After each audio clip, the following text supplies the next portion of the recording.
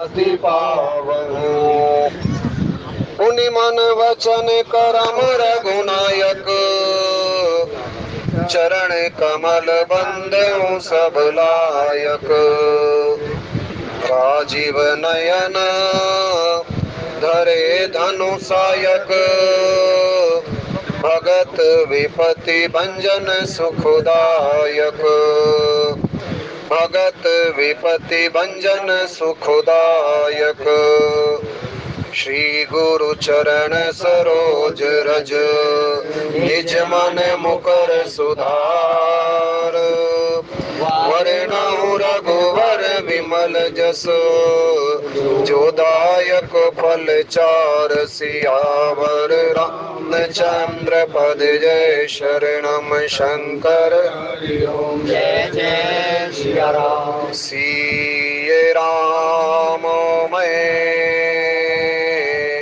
सब जग जानी करहु प्रणाम जोरी जुग पानी करहु प्रणाम जोरी जुग पानी गई श्रम सकल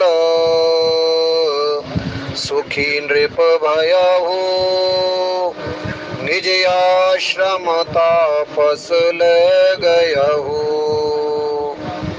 आसन दीन अस्त्र बीजानी पुनि तापस बोले मृदुवानी को तुम कसबन फिरहूँ अकेले सुंदर जुबा जीव पर हेले चक्रवर्ती के लक्षण तोरे देखत दया लागे अति मोरे देखत दया लागे अति मोरे। आदरणीय विद्वत समाज, श्री रामचरितमानस में प्रथम सोपान बालकांड के अंतर्गत भगवान राम के अवतार के कारणों के ऊपर गोस्वामी जी महाराज प्रकाश डाल रहे हैं। जहाँ तक भगवान के अवतार का संबंध है,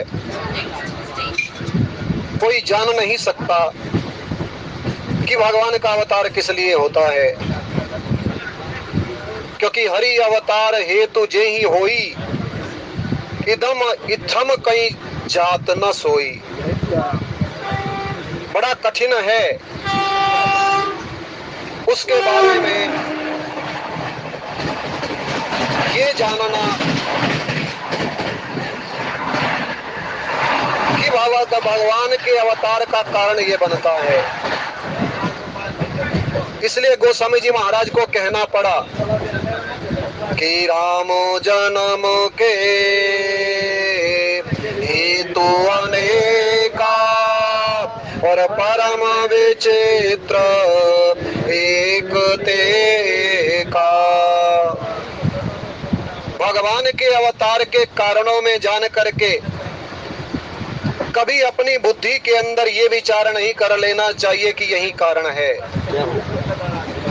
क्योंकि हमारी बुद्धि सीमित है और वो परमात्मा सर्वशक्तिमान जिसे अखिल कोटि ब्रह्मांड नायक कहा जाता है, वो हमारी बुद्धि से तो बहुत परे है। इसलिए गोस्वामी जी महाराज ने अनगिनत कारण जरूर बताए और 3 कारणों के ऊपर विशेष प्रकाश डाला। और उन 3 कारणों में से जो कारण आज हमारे सामने चल रहा है वो राजा प्रताप भानु की कथा है। किस प्रकार से राजा प्रताप भानु धर्मात्मा राजा होते हुए भी अधोगति को प्राप्त हुआ। आगे चल करके आप श्रवण करेंगे किस राजा प्रताप भानु को निशाचर योनि में जाने का श्राप मिला। क्या ऐसे कारण बने, क्या ऐसे जीवन के अंदर राजा प्रताप भानु से गलती हो गई कि उसे देवता की योनि में जाना चाहिए था, लेकिन देवता ना बन करके वो दैत्य बन गया। और ये राजा प्रताप भानु की कथा हम संसारिक जीवों से कोई अलग नहीं है। आप सब लोग जानते हैं कि कली काल चल रहा है, कल युग, जिसे संत महात्मा कठिन युग कह करके भी संबोधन करते हैं, क्योंकि और युगों में तो जीव को अधिक मात्रा में आयु प्राप्त होती थी, लेकिन कलयुग में कब जीवन की शाम समाप्त हो जाए कुछ भी नहीं कहा जा सकता। और बाबा तुलसी तो यहाँ तक इस कलयुग के बारे में बार बार कहते हैं कि कली केवल मलमूल मलिना और पाप पयो निधि जन मन मीना। हम संसारिक जीवों का जो मन है ना, वो पाप से निरंतर ग्रसित रहता है।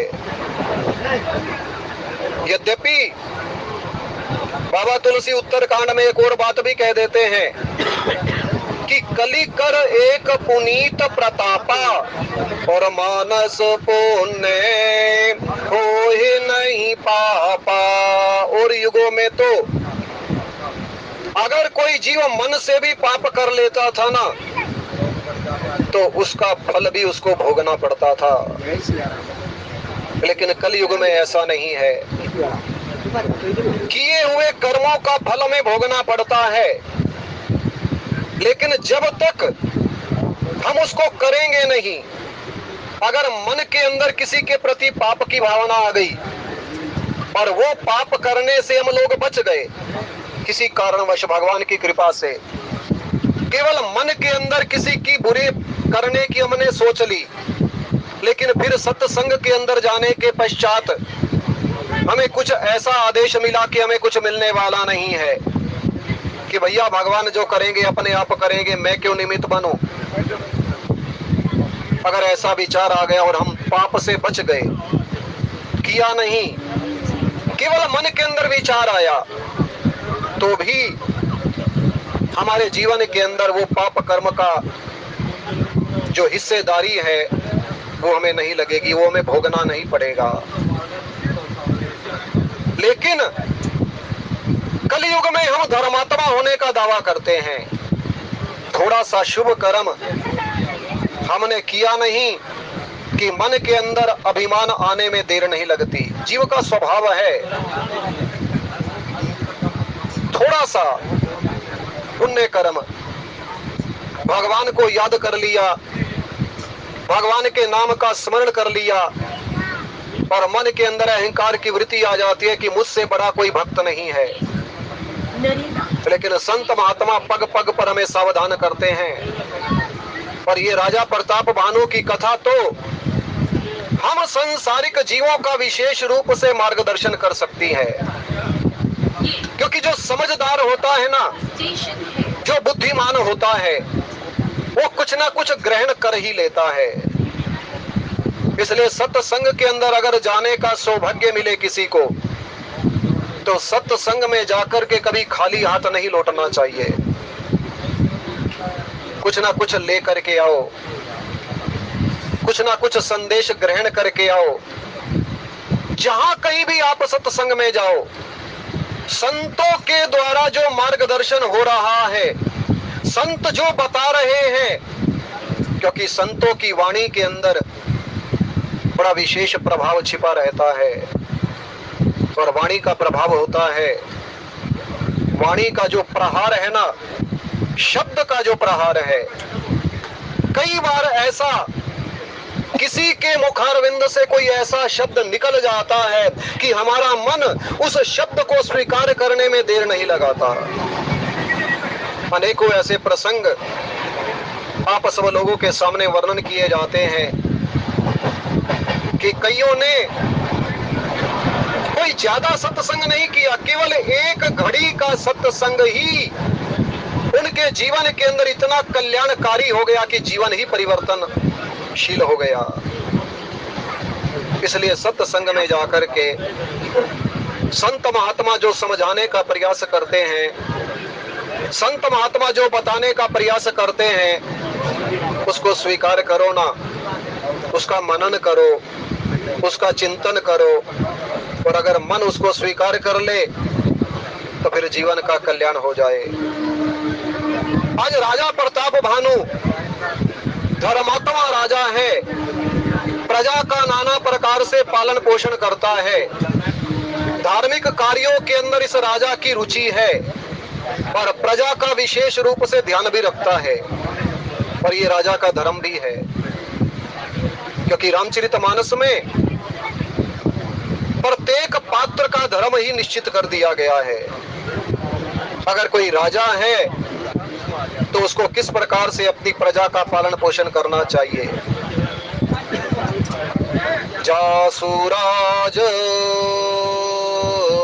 प्रिय प्रजा दुखारी, सो नृप अवस नरक अधिकारी। लक्ष्मण से वार्तालाप करते हुए भगवान ने ये शब्द कहे लक्ष्मण को, लक्ष्मण प्रजा को सुखी करना, प्रजा का विशेष रूप से ध्यान करना राजा का कर्तव्य भी है, और राजा को ये करना भी चाहिए। जो राजा अपनी प्रजा का पालन नहीं कर सकता, अपनी प्रजा के सुख का ध्यान नहीं रख सकता, वो राजा नरकगामी होता है। और संसार के अंदर आने के पश्चात हमारे मन के अंदर एक कामना होती है कि मरने के बाद हम स्वर्ग को जाएं, क्योंकि दो जगह हैं, एक स्वर्ग है और एक नरक है। पर कोई भी जीवन नरक को नहीं जाना चाहता। ये विधि की विडंबना है। संसार के अंदर जितने भी प्राणियों का जन्म होता है, हर प्राणी के मन के अंदर एक इच्छा होती है कि मरने के बाद मुझे स्वर्ग मिले। इसलिए हमारे यहाँ जब किसी की मृत्यु होती है तो हम कहते हैं स्वर्गीय, फलाना व्यक्ति अब स्वर्गीय हो गया, स्वर्ग को चला गया। और हम सब भी चाहते हैं कि प्रत्येक प्राणी, क्योंकि हमारा सनातन धर्म बहुत विशाल हृदय का है, संसार के अंदर जब कोई चला भी जाता है ना, तो हम उसके सुखद स्वर्ग जाने के लिए कल्पना करते हैं कि भैया वो स्वर्ग ही गया होगा। यद्यपि कर्मों का परिणाम तो हर जीव को भोगना पड़ता है, लेकिन हमारे यहाँ सनातन धर्म में एक विधान है, एक नियम है कि जब किसी की मृत्यु हो जाती है तो हम उसके शुभ स्वर्ग जाने की आकांक्षा करते हैं कि यहां से चला गया लेकिन वो स्वर्ग ही गया होगा, स्वर्गीय। लेकिन स्वर्ग कब मिलेगा? जब तक हम धर्म कर्म नहीं करेंगे स्वर्ग मिलने वाला नहीं है। काम क्रोध मद लोभ सब नाथ नरक के पंथ, और सब पर हर रघुवीर ही भजऊं भजई जय संत। जाना तो चाहते हैं स्वर्ग, संसार के लोग कामना भी करेंगे कि स्वर्ग ही गया होगा, लेकिन जब तक स्वर्ग के रास्ते के ऊपर नहीं चलेंगे तब तक बात कैसे बनेगी। अब जो सड़क ही नरक की ओर जा रही हो, जो रास्ता ही नरक की ओर जा रहा हो, और उस रास्ते के ऊपर अगर हम लोग चल पड़े तो फिर नरक ही तो जाएंगे ना, क्योंकि रास्ता ही नरक की ओर जा रहा है। लेकिन राजा प्रताप भानु के बारे में ऐसा कहा जाता था कि उसने स्वर्ग की दिशा का अवलोकन किया, क्योंकि उसका पिता सत्यकेतु भी बड़ा धर्मात्मा राजा था। पर संसार के अंदर आने के पश्चात अधिकतर लोग, कुछ 1% को छोड़ दीजिए, हर जीव अपने पिता और पूर्वजों के कर्मों की ओर ही ध्यान देता है कि मेरे पूर्वजों ने क्या किया, और वो भी स्वाभाविक रूप से, क्योंकि संस्कार तो आते ही है ना माता पिता के। अगर पुत्र धर्मात्मा बना है तो उसको धर्मात्मा बनाने में माता पिता की अहम भूमिका अदा करनी होती है। और यहाँ सत्यकेतु धर्मात्मा था, और उसका जो जेठ पुत्र है, जेठा पुत्र, हमारे यहाँ उत्तराधिकारी बड़े पुत्र को माना जाता है। जेठ स्वामी सेवक लघु भाई, और ये दिन कर कुल रीति सुहाई। सनातन धर्म बहुत महान है। इस सनातन धर्म के बारे में जितना ही कहा जाए ना उतना ही कम है। कितनी अच्छी परंपरा है कि जो बड़ा पुत्र है, क्योंकि हमारे यहाँ पत्नी को भी धर्म पत्नी की संज्ञा दी जाती है, और सबसे जो पहला पुत्र उत्पन्न होता है उसको धर्म पुत्र कहा जाता है। इसलिए पिता के अंतिम क्रिया को करने का अधिकार भी पिता जो है अपने बड़े पुत्र को ही देता है। और हमारे सनातन धर्म में ऐसी मर्यादा है कि बड़ा पुत्री उत्तराधिकारी के रूप में राज्य का संचालन करेगा। और यहाँ पर भी वही हुआ। सत्यकेतु ने अपने राज्य का उत्तराधिकारी प्रताप भानु को बनाया, और अपने नाम के अनुरूप प्राचीन काल में जो नामकरण भी किया जाता था ना, बड़ा सोच समझ करके किया जाता था। और ये भी हमारे सनातन धर्म की देन है कि हम शुभ मुहूर्त में और ज्योतिष विद्या के अनुसार ही उस जीव का नामकरण करते हैं जो इस संसार के अंदर जन्म लेता है। आज तक नियम है, नामकरण के बारे में ऐसे नामकरण नहीं रख दिया जाता अपनी मर्जी से, कोई भी नहीं, बल्कि विद्वान ब्राह्मणों से पूछ करके और शुभ मुहूर्त में उसका नामकरण जो भी किया जाता है, उसके पीछे कोई ना कोई पीछे कारण होता है कि अमुक जीव के जीवन के अंदर ये गुण हमें दिखाई दे रहा है। अगर किसी का नाम दौलत राम है तो उसके पीछे जरूर कोई ना कोई पूर्व जन्म के संस्कार हैं कि उसके पास राम के नाम की दौलत है। ऐसे उसका नाम दौलत राम नहीं रखा माता पिता ने। राम के नाम की दौलत को वो लेकर के आया है, और फिर संसार के अंदर आने के पश्चात भी वो ये शुभ कार्य करेगा, क्योंकि जिसके पास जो होता है ना वही तो दूसरे को प्रदान करता है। अब जिसके पास नाम का खजाना होगा ही नहीं तो वो दूसरे को नाम का खजाना क्या बांटेगा। लेकिन आज की बात तो छोड़ दीजिए, लेकिन प्राचीन काल में ऐसा नहीं होता था। अगर कोई दौलत राम है तो वो राम के नाम की दौलत ही संसार के अंदर बांटा करता था। और बड़े बुजुर्ग कहते थे कि भैया तूने अपने नाम को सार्थक कर दिया, तुम्हारा जो नाम रखा है ना वो अपने गुण के अनुरूप ही रखा है। और बहुत से जीव ऐसे होते हैं, राम नाम के हीरे मोती मैं बिखराऊं गली गली, और ले लो रे कोई राम का प्यारा शोर मचाऊं गली गली। शोर मचाते हैं कि भैया मेरे पास जो है ना वो ले लो। और वास्तव में राम का नाम ही तो अनमोल है ना, इससे बड़ा जीवन के अंदर कुछ हुआ ही नहीं है। और राजा प्रताप भानु, भानु का अर्थ होता है सूर्य, जिसके जीवन के अंदर सूर्य का प्रताप हो। भगवान राम का अवतार भी तो सूर्य कुल के अंदर हुआ है ना। जब सूर्य देव का प्रकट्य होता है, रवि मंडल देखत लघु लागा, और उदयता सूत्र भुवन तम भागा। इसलिए हमारे सनातन धर्म में प्रातः काल उठते ही सूर्य देव को अर्घ देने का विधान है, सूर्य को प्रणाम करने का विधान है। और आज हम इन चीजों से अपने आप को वंचित करते जा रहे हैं। जब हम ही पालन नहीं कर रहे तो हमारी संतान कहां से पालन करेगी। राजा प्रताप भानु का प्रताप भी सूर्य के समान था। और भगवान राम का भी जब प्रकट्य हुआ ना तो जब ते राम प्रताप खगेसा।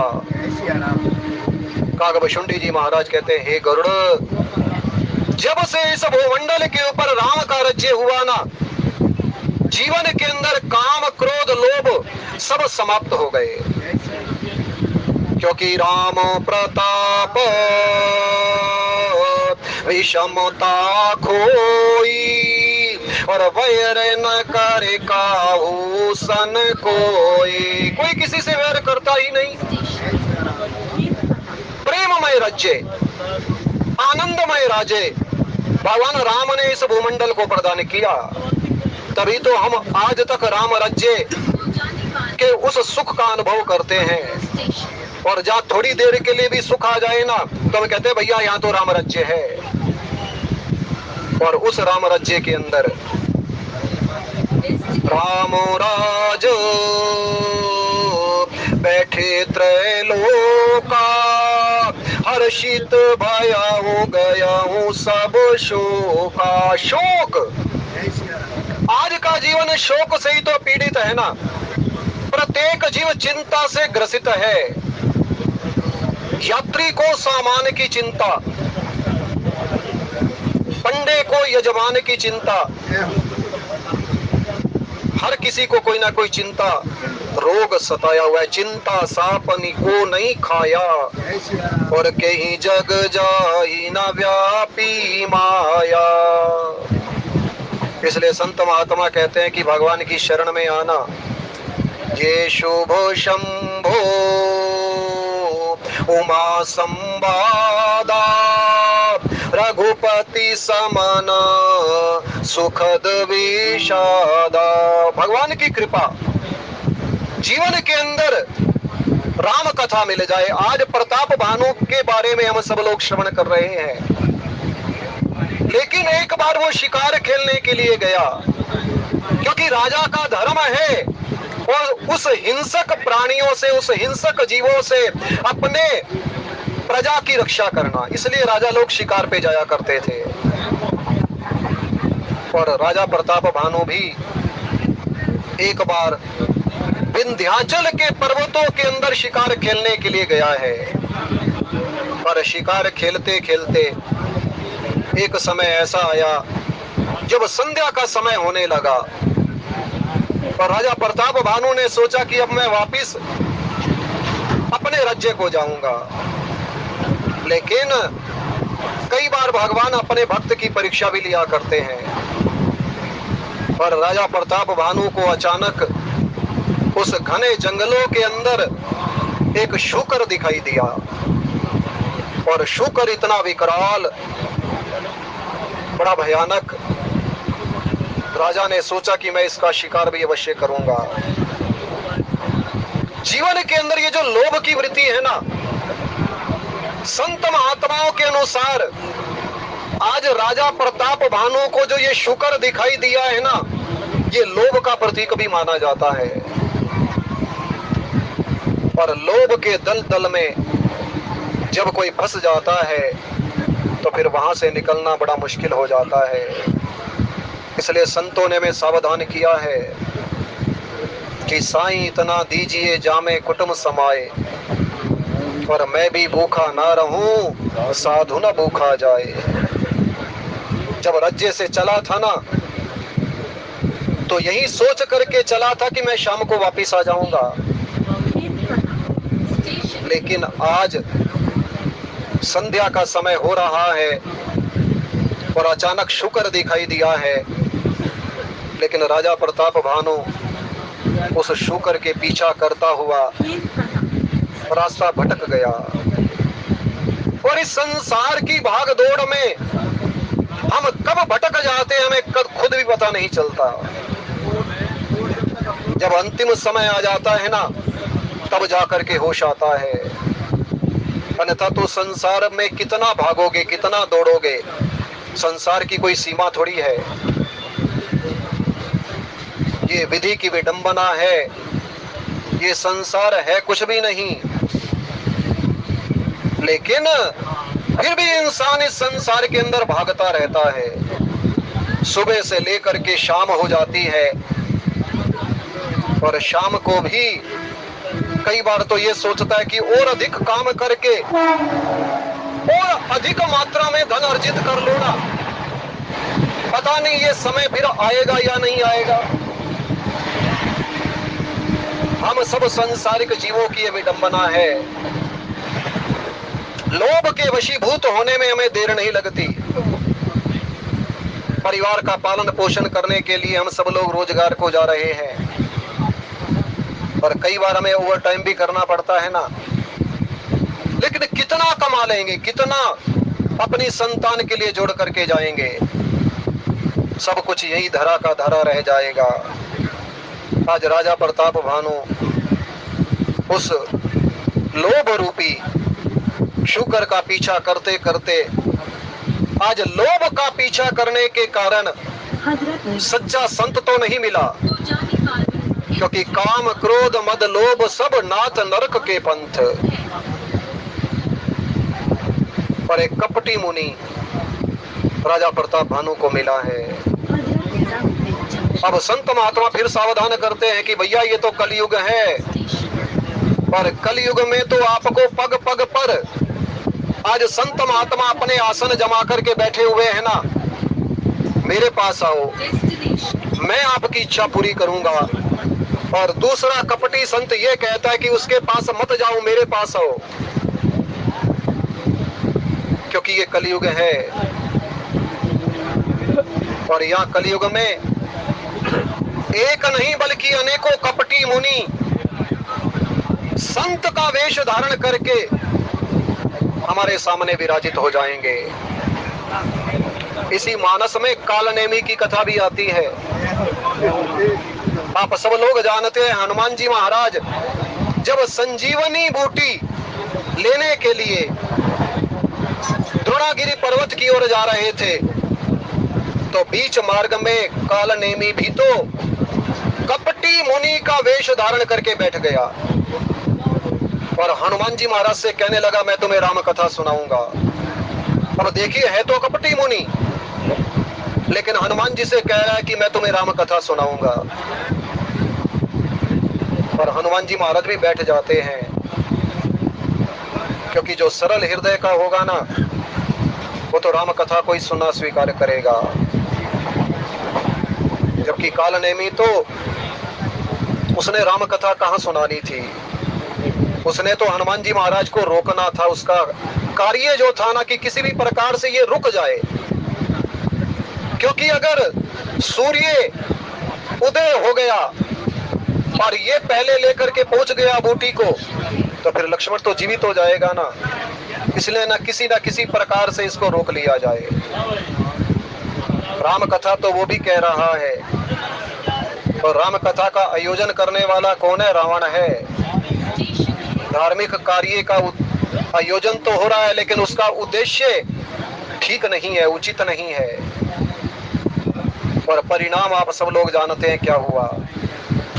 कपट का परिणाम तो कपट ही मिलेगा ना।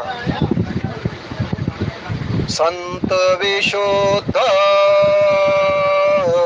मिलहि परते ही, और चित वही राम कृपा कर जेहि। सच्चा संत,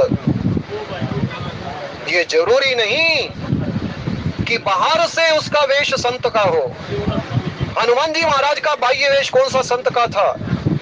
जब वो विभीषण के पास पहुंचे, लेकिन विभीषण ने पहचान लिया, अब मोहि भाव भरोस हनुमंता, बिनु हरि कृपा मिलहि नहीं संता। गदगद हो गया विभीषण। अरे भगवान ने कितनी कृपा कर दी। भगवान को नित्य प्रति याद करता है विभीषण,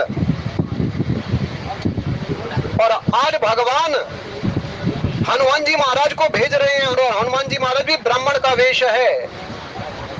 और विभीषण को तो ऐसे लगा जैसे राम ही आ गए हों, क्योंकि विभीषण के शब्द हैं कि तुम राम दीन अनुरागी, आयाहु मोहे करन बड़ भागी। जब जीवन के अंदर सच्चे संत का प्रवेश होता है ना, तो वो उद्धार करने के लिए आता है। आज राजा प्रताप भानु के जीवन के अंदर सच्चा संत तो नहीं मिला, लेकिन एक कपटी मुनि जो उस घने जंगल के अंदर बैठ करके राजा प्रताप भानु की ही प्रतीक्षा कर रहा था कि कब वो राजा आएगा और कब मैं उस राजा से अपने किए हुए कर्म का बदला लूंगा, क्योंकि इस राजा का राज्य भी प्रताप भानु ने छीन लिया था। क्योंकि पहले राजा लोग अपने राज्य का विस्तार भी करते थे। अब राजा प्रताप भानु के जीवन के अंदर कोई कपट नहीं है, लेकिन कपटी मुनि तो अपने वाक पटुता के कारण उस राजा प्रताप भानु को अपने बस में करना चाहता है। और जीवन के अंदर ये ठग लोग जो होते हैं ना, उनका आचरण किस प्रकार का होता है, हमें पग पग पर सजग हो जाना चाहिए, पग पग पर सावधान हो जाना चाहिए। कहीं हमारे जीवन के अंदर कोई ऐसा कपटी मुनि तो नहीं है, क्योंकि राम कथा केवल राम कथा ही नहीं है, बल्कि पग पग पर हमारा मार्गदर्शन भी करती है। प्रत्येक प्रसंग हमें कुछ ना कुछ समझाने का प्रयास करते हैं। मानस का प्रत्येक प्रसंग श्रोता वक्ता ज्ञान निधि, और कथा राम की गूढ़, और किमी समझाऊं मैं जीव जड़ कलिमल ग्रसित विमूढ़। राम कथा को कहने वाला भी ज्ञान का भंडार हो जाता है, और राम कथा को सुनने वाला भी ज्ञान की कोई कमी नहीं रहती। गोस्वामी जी महाराज ने दोनों को एक समान बताया, कोई छोटा बड़ा नहीं है। यह राम कथा में वक्ता ये मत माने कि मैं बहुत बड़ा हूँ क्योंकि मैं कथा का गुणगान कर रहा हूँ, तो वही श्रोता अपने आप को कभी छोटा मत समझे। गोस्वामी जी महाराज दोनों को एक समान कर देते हैं, श्रोता वक्ता ज्ञान निधि। क्योंकि राम कथा को कहने वाला भी राममय है, और राम कथा को सुनने वाला भी राममय है।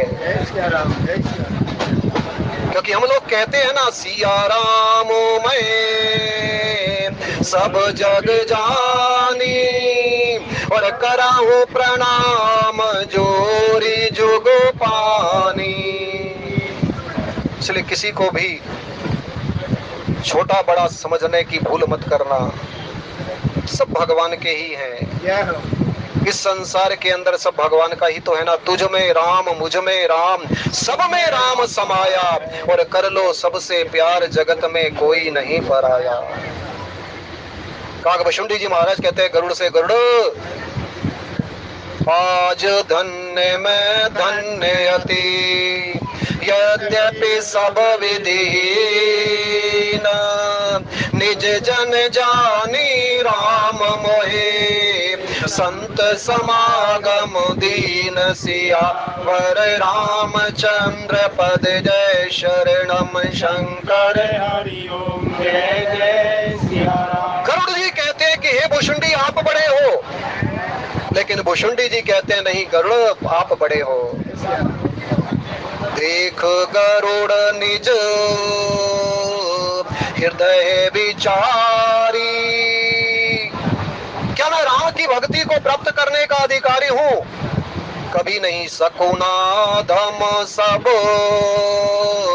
भांति अपावन, प्रभु प्रभु मोहे कीना विदित जग पावन। ये तो भगवान की कृपा है। आज गोस्वामी जी महाराज कहते हैं कि उस राजा प्रताप भानु जो प्यास के मारे व्याकुल हो रहा था, आज उस कपटी मुनि के पास पहुंचा हुआ है, और कपटी मुनि ने राजा को बैठने के लिए आसन भी दिया, तो राजा बैठ भी गया। और उसके पश्चात आज गोस्वामी जी महाराज कहते हैं पुनीता पस बोले मृदुबानी। और देखिए संत की वाणी भी बड़ी मधुर होती है, क्योंकि मधुर वचन तब बोले कागा। और यह कपटी मुनि भी पुनीता पस बोले मृदुबानी, लेकिन संत ने तो परमार्थ की चर्चा की ना गरुड़ जी के सामने, राम कथा का गुणगान किया। और यहाँ आप देखेंगे कि राम कथा का गुणगान नहीं हो रहा, बल्कि वो कपटी मुनि प्रश्न कर रहा है कि को तुम कसबन फिर अकेले, सुंदर जुबा जीव पर हेले। संत के सामने अगर कोई आ जाए ना, तो संत तो उसके सामने आध्यात्मिक चर्चा ही करेगा। अगर संत संसार की चर्चा कर रहा है ना, तो समझ जाना चाहिए कि ये कोई सच्चा संत नहीं है। क्योंकि संतों के पास बैठ करके तो अध्यात्म की चर्चा होनी चाहिए। लेकिन यहाँ कपटी मुनि ने उस राजा प्रताप भानु से परिचय पूछ लिया कि भैया तुम कौन हो और इस वन के अंदर क्यों विचरण कर रहे हो। और राजा प्रताप भानु को वो ठगना चाहता है और प्रशंसा भी करने लगा कि आप तो मुझे राजा के लक्षण आपके अंदर मुझे दिखाई दे रहे हैं। अब राजा प्रताप भानु अपनी प्रशंसा को सुन करके कि मैं हूं तो राजा ना, क्योंकि अभिमान के आने में भी कभी देर नहीं लगती। जीवन के अंदर कब अभिमान आ जाए। जैसे ही उस कपटी मुनि ने राजा प्रताप भानु से कहा कि भैया मुझे तो आपके अंदर राजा के लक्षण दिखाई दे रहे हैं, अब राजा प्रताप भानु तो और भी अहंकार से ग्रसित हो गया ना कि मैं हूं तो राजा ना। लेकिन नाम प्रताप भानु अवनीसा, यहाँ राजा प्रताप भानु ने अपना असली परिचय दिया ही नहीं, और अपना असली परिचय किसी को देना भी नहीं चाहिए। रावण ने भी तो हनुमान जी महाराज से परिचय पूछा ना कि आप कौन हो, पर हनुमान जी महाराज ने बड़ा सुंदर उत्तर दिया वहां पर, जाके बल लवलेस ते जितेऊ चराचर झार और तासु दूत में जाकरी हरि आने हूं प्रिय नार। बड़ा ही सुंदर प्रसंग है। हनुमान जी महाराज जानते हैं कि मैं कौन हूं, भगवान का दास ही तो हूं ना, भगवान का किंकर ही तो हूं ना, भगवान का एक छोटा सा प्राणी ही तो हूं ना। और आज राजा प्रताप भानु भी अपना असली परिचय नहीं दे रहा, यद्यपि अंतर मन में तो असली परिचय छिपा हुआ है कि मैं राजा हूं, क्योंकि राजा होने का एक अहंकार भी है। भरत भी राजा बने, लेकिन भरत ने कभी अपने आप को राजा स्वीकार नहीं किया, बल्कि नित पूजत प्रभु पावरी और प्रीत ना हृदय समात और मांग मांग आयुष करत राज काज बहुभांति। भरत ने उस 14 साल के लिए राज्य संचालन करते हुए भी कभी अपने आप को राजा नहीं माना। भरत का चरित्र बहुत महान है। संसार के अंदर राजा तो बहुत बने, लेकिन भरत जैसा कोई राजा नहीं बना होगा। अवधराज सुरराज सिहाही दशरथ धन सुन धनद लजाही। इतना बड़ा ऐश्वर्य राजा दशरथ के राज्य के अंदर था कि साक्षात धन का देवता कुबेर भी लज्जित हो जाता था।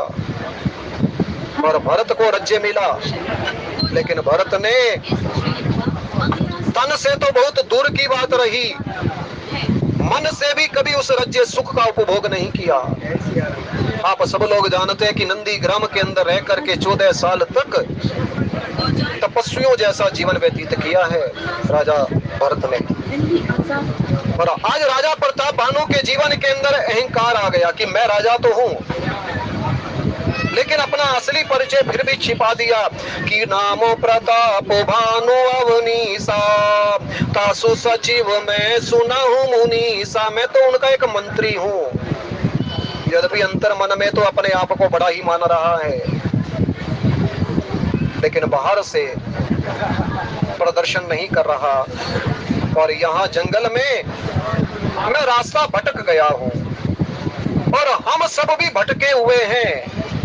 ये संसार एक भीड़ जंगल ही है, और इस जंगल के अंदर ना जाने केवट के बड़े सुंदर शब्द है, बहुत काल में कीन मजूरी आज दीन विधि बन बलि घोरी। प्रभु बहुत काल तक मैं मजदूरी ही तो कर रहा हूं। संसार के अंदर जो लेना है वो देना भी तो पड़ता है ना। अगर कोई जीव ये सोचे कि संसार से मैं लेता ही रहूं तो ऐसा नहीं हो सकता, देना भी तो पड़ेगा ना। क्योंकि कर्म प्रधान विश्व रचि राखा, और जो जस करहि सो तस फल चाखा। इसलिए जैसे ही भगवान राम ने केवट को मुद्रिका देने का प्रयास किया ना, केवट ने बड़ा सुंदर एक हम संसारिक जीवों के लिए आदेश दिया है। कहूं कृपाल लेहूं उतराई, केवट चरण गए अकुलाई। बड़ा व्याकुल हो गया, क्योंकि अभी तक तो भगवान के चरणों को पखारने का सौभाग्य भगवान ने उसको प्रदान कर दिया, लेकिन अब भगवान मुद्रिका दे रहे हैं। केवट ने सोचा पता नहीं भगवान की माया कितनी प्रबल है, ये कहीं मुझे फिर न ग्रस ले, फिर संसार के अंदर मुझे ना आना पड़े। इसलिए केवट ने कहा प्रभु अब नहीं आना चाहता, बहुत काल मैं कीन मजूरी, अब कुछ चाहिए ही नहीं, क्योंकि अगर ले लिया तो फिर देना भी तो पड़ेगा ना। इसलिए अब कछुनाथ न चाहिए मोरे, और दीन दयाल अनुग्रह तोरे। अनेकों भाव हैं केवट के, और अगर केवट मुद्रिका ले लेता तो फिर भगवान भक्ति थोड़ी देते। भगवान ने भक्ति कब दी? जब बहुत कीन प्रभु लखन सिए, और नहीं कछु केवट लीन। तो विदा कीन करुणा यतन, भक्ति विमल वरु दीन। मानस के ये जो प्रसंग है ना, पग पग पर हमारा मार्गदर्शन करते हैं कि भैया भगवान से कभी कुछ मांग मत लेना। अगर मांगना है तो ये मांगो जो प्रभु पारो, अवसी गाचयहु तो मोहे पद पदम पखार। मुनि ये संदेश दे रहा है कि थोड़ी देर के लिए आप मेरे पास रुको, क्योंकि फिर रात्रि का समय है, घना जंगल है। आज की रात यहीं रह जाओ और सवेरा होते ही चले जाना।